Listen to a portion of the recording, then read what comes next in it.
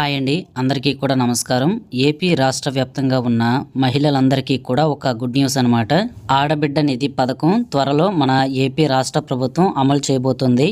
ఈ పథకం ద్వారా మహిళలు 18 సంవత్సరాల నుంచి 59 సంవత్సరాల వయసు కలిగి ఎవరైతే ఉంటారో వారందరికీ కూడా ప్రతి నెల 1500 రూపాయల లెక్కన సంవత్సరానికి 18,000 రూపాయలు అయితే మన ఏపీ రాష్ట్ర ప్రభుత్వం విడుదల చేయబోతుంది. మరి ఈ పథకానికి ఎలా అప్లై చేసుకోవాలి, ప్రాసెస్ ఏంటి, అర్హతలు అనర్హతలు అలాగే కావాల్సిన డాక్యుమెంట్స్ అన్నిటి గురించి ఈ వీడియోలో చెప్తాను. దయచేసి వీడియోని చివరి వరకు చూడండి. 8 నిమిషాలు కేటాయించండి చాలు. వీడియోని లైక్ చేసి మీ స్నేహితులందరికీ షేర్ చేయండి. ఇక మనం విషయానికి వచ్చినట్లయితే ప్రభుత్వం ఆడబిడ్డ నిధి పథకం ద్వారా రాష్ట్ర వ్యాప్తంగా ఉన్న 18 సంవత్సరాల నుంచి 59 సంవత్సరాల వయసు కలిగి ఉన్న మహిళలందరికీ వారి యొక్క ఆర్థిక అవసరాలకు 1800 రూపాయలు ప్రతి నెల మన ఏపీ రాష్ట్ర ప్రభుత్వం అందించనున్నారండి. కూటమి ప్రభుత్వం మేనిఫెస్టోలో చెప్పినట్లుగా ఈ సూపర్ 6 పథకాలు ఏవైతే ఉన్నాయో వీటిలో ఈ ఆడబిడ్డ నిధి పథకం కూడా ఒక మెయిన్ స్కీమ్ అనమాట. ఏపీ రాష్ట్ర ప్రభుత్వం ఇప్పటి వరకు మనకి అమలు చేసిన పథకాల్లో 4 పథకాలు అయితే ప్రారంభించారండి. సో ఇక మనకి మిగిలినవి నిరుద్యోగ భృతి అలాగే ఆడబిడ్డ నిధి ఈ 2 పథకాలు పెండింగ్లో అయితే ఉన్నాయి. నిరుద్యోగ భృతి ఈ సంవత్సరంలో మార్చి నెలలోపు అమలు చేసే అవకాశం ఉందండి. ఇప్పుడు ఈ ఆడబిడ్డ నిధి పథకానికి ఎవరు ఎలిజిబుల్ ఎవరు నాట్ ఎలిజిబుల్ అనేది చెప్తానండి. దయచేసి వీడియోని చివరిదాకా చూడండి. ముందుగా అర్హతల గురించి మనం మాట్లాడుకుంటే అభ్యర్థి అంటే మహిళ ఎవరైతే ఉన్నారో ఆంధ్రప్రదేశ్ నివాసి అయి ఉండాలి. అలాగే 18 ఏళ్ల నుంచి 59 సంవత్సరాల మధ్యలో వారి యొక్క వయసు కలిగి ఉండాలి. కుటుంబంలో ఒకరికి మాత్రమే ఈ పథకం ఎలిజిబిలిటీ ఉంటుందండి. సో కాబట్టి ఇది మీరు ప్రతి ఒక్కరు గమనించాలి. సో ఒకరికి మించి ఎవరైనా ఉన్నా సరే వారు అప్లై చేసుకున్నా వారికి రాదనమాట. ఒకరికి మాత్రమే కుటుంబానికి ఈ యొక్క పథకం నుంచి ఎలిజిబిలిటీ ఉంటుంది. తర్వాత రేషన్ కార్డు ఉన్న వాళ్ళకి మాత్రమే ఈ ఆడబిడ్డ నిధి పథకం వర్తిస్తుంది. ప్రస్తుతం మన ఏపీ రాష్ట్ర వ్యాప్తంగా కుటుంబ సర్వే అనేది ఒకటి జరుగుతూ ఉందండి. ఆ సర్వే చేసుకున్న వారికి మాత్రమే ఈ పథకం అయితే వస్తుంది. జాగ్రత్తగా గమనించండి. ఇవన్నీ కూడా అర్హతలకు సంబంధించి అనమాట. ఎవరు ఎలిజిబుల్ అనే దాని గురించి చెప్తున్నాను నేను. సో తర్వాత ఎస్సీ ఎస్టీ బీసీ ఈబీసీ అలాగే మైనారిటీ కులాలకి ఎవరైతే చెందిన వారు ఉంటారో వారందరికీ కూడా ఎలిజిబిలిటీ ఉంటుంది ఈ పథకానికి.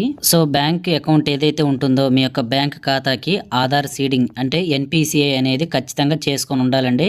తర్వాత పాన్ కార్డు కూడా ఇక నుంచి బ్యాంక్ అకౌంట్కి లింక్ చేసుకొని ఉండాలి. ఇది చాలా ఇంపార్టెంట్ అనమాట. ప్రతి ఒక్కరు చేసుకోండి, చాలా మందికి తెలియట్లేదు. సో ఈ పాన్ కార్డు అనేది బ్యాంక్ అకౌంట్కి లింక్ చేసుకొని ఉన్నవారికి మాత్రమే ఇకపై ప్రభుత్వ పథకాల నుంచి అయితే డబ్బులు అయితే వస్తాయండి. సో ఇప్పుడు ఈ ఆడబిడ్డ నిధి పథకానికి సంబంధించి అప్లికేషన్ అనేది ఎలా పెట్టుకోవాలి అనేది ప్రాసెస్ చెప్తాను. ముందుగా ఆడబిడ్డ నిధి పథకాన్ని అమలు చేస్తూ ప్రభుత్వం ఒక జీవో అయితే రిలీజ్ చేస్తుందండి. సో ప్రస్తుతం అయితే మనకి ఇంకా ఈ పథకానికి సంబంధించి ఫిబ్రవరి నెల చివరి వారం లోపు జీవో అయితే విడుదల చేసే అవకాశం ఉన్నట్లు సమాచారం ఉంది. సో జీవో విడుదల చేసిన తరువాత మీ యొక్క గ్రామ వార్డు సచివాలయ అధికారులు ఎవరైతే ఉన్నారో వారు అప్లికేషన్స్ అయితే తీసుకుంటారు. మహిళలు అప్లికేషన్స్ పెట్టుకున్న తరువాత వారిలో ఎవరు ఎలిజిబుల్ ఎవరు నాట్ ఎలిజిబుల్ అని సపరేట్ గా డిస్ట్రిక్ట్ వైజ్ గా మనకి లిస్ట్ అయితే విడుదల చేస్తారండి. ఆ లిస్ట్ లో మీ పేరు ఉందా లేదా అనేది మీ యొక్క గ్రామ వార్డు సచివాలయ అధికారులను అడిగినట్లయితే వాళ్ళు చెప్తారు. సో ఇది చేసుకున్న తర్వాత ఫైనల్ గా మనకి payment release date amount release date అనేది ఒకటి ఫిక్స్ చేస్తారనమాట. సో అప్పుడే ఎవరైతే అర్హత కలిగి ఉంటారో వారందరికీ అమౌంట్ అయితే క్రెడిట్ అవుతుందండి. ఎలిజిబిలిటీ క్రైటీరియా కింద మీ నుంచి 6 స్టెప్ వెరిఫికేషన్ లేదా 6 స్టెప్ వ్యాలిడేషన్ అనేది ఒకటి చెక్ చేస్తారండి. సో ఈ 6 స్టెప్ వెరిఫికేషన్ లో మెయిన్ గా ఒక 6 పాయింట్లు అయితే చెక్ చేస్తారు. ఆ 6 పాయింట్లు మీకు కరెక్ట్గా ఓకే అయినట్లయితేనే మీకు ఈ పథకం నుంచి అమౌంట్ అనేది ప్రతి నెల క్రెడిట్ అవుతుంది. వాటి గురించి ఇప్పుడు చెప్తాను, దయచేసి వీడియో చివరిదాకా చూడండి. ఈ 6 స్టెప్ వ్యాలిడేషన్లో ముఖ్యంగా 6 పాయింట్లు చెక్ చేస్తారండి. నెంబర్ 1 వచ్చేసరికి కుటుంబ ఆదాయం. మనకిప్పుడు కుటుంబ సర్వే ద్వారా ఏదైతే ఇప్పుడు ప్రస్తుతం జరుగుతూ ఉందో సో ఆ సర్వే నుంచి మీ యొక్క డీటెయిల్స్ అయితే గ్యాదర్ చేస్తారు, అంటే డీటెయిల్స్ అనేవి తీసుకుంటారు. పల్లె ప్రాంత కుటుంబాలకు చెందిన వారు ఎవరైతే ఉంటారో మహిళలు వారి యొక్క నెల ఆదాయం అనేది 10,000కు మించి ఉండకూడదు. అలాగే పట్నం ప్రాంతాల యొక్క కుటుంబాలకు చెందిన మహిళలు ఎవరైతే ఉన్నారో వారి యొక్క ఆదాయం అనేది 12,000 రూపాయలకు మించి ఉండకూడదు. అంటే ఈ మధ్యలో ఉండాలి. మీ నెల ఆదాయం ఒక 500-1000 రూపాయలు ఎక్స్ట్రాగా ఉన్నా కానీ మీరు ఈ పథకానికి ఇనెలిజిబుల్ అండి. సో ఇప్పుడు నేను చెప్పిన ఆ రేంజ్లోనే ఉండాలి. ఉండాలన్నమాట. అది చెక్ చేసుకోండి ముందు. తర్వాత సెకండ్ పాయింట్, మహిళలు ఎవరైతే ఉన్నారో వారందరికీ తెల్ల రేషన్ కార్డు ఉండాలన్నమాట. అంటే తెల్ల రేషన్ కార్డు కలిగి ఉండాలి. వారందరూ ఈ పథకానికి అర్హులు. మూడో పాయింట్ వచ్చేసరికి మనకి కుటుంబంలో ఎవరైనా గవర్నమెంట్ ఉద్యోగులున్నా లేదా రిటైర్డ్ గవర్నమెంట్ ఉద్యోగులున్నా అలాగే ఆదాయపు పన్ను ఎవరైతే చెల్లిస్తూ ఉంటారో వారందరూ కూడా ఈ పథకానికి అనర్హులండి. అంటే ఇనెలిజిబుల్ అనమాట. 4-వీలర్ ఉన్న వాళ్ళు కూడా ఈ పథకానికి అయితే అనర్హులండి. సో ఏంటంటే వారు కూడా ఈ పథకానికి ఇనెలిజిబుల్ అనమాట. ఈ పాయింట్స్ అన్ని మీరు జాగ్రత్తగా నోట్ డౌన్ చేసుకోండి లేదా ప్రతి ఒక్కరు కూడా గమనించండి నీట్గా. నెక్స్ట్ మనకి 4th పాయింట్ చూసుకున్నట్లయితే మీ యొక్క ల్యాండ్ గురించి అండి. అంటే మీ యొక్క పొలం అనేది 10 ఎకరాల లోపు అయితే ఉండాలి. సో 7 ఎకరాల మెట్ట భూమి, తర్వాత 3 ఎకరాల తడి భూమి ఈ లోపు ఉంటేనే మీకైతే ఎలిజిబిలిటీ ఉంటుంది ఈ యొక్క ఆడబిడ్డ నిధి పథకానికి అయితే. పట్టణంలో ఉంటున్న వారికి 1000 చదరపు అడుగుల విస్తీర్ణం కంటే ఎక్కువ స్థలం అనేది ఉండకూడదు. అలాగే మనకి విద్యుత్ వినియోగం గురించి కూడా చాలా ముఖ్యమైన ఇంపార్టెంట్ పాయింట్ అయితే ఒకటి ఉందండి.